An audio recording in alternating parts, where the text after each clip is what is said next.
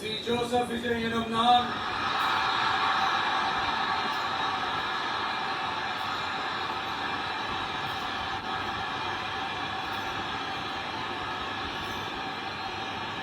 சட்டப்படி அமைக்கப்பெற்ற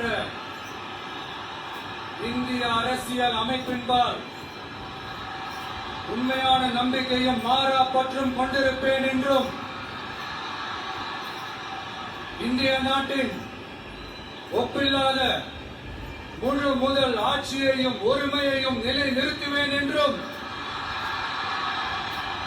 தமிழ்நாட்டு அரசின் முதலமைச்சராக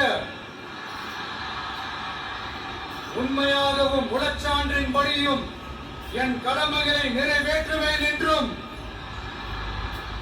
அரசியல் அமைப்பிற்கும் சட்டத்திற்கும் இணங்க அச்சமும் ஒருதலை சார்பும் இன்றி விருப்பு வெறுப்பை விலக்கி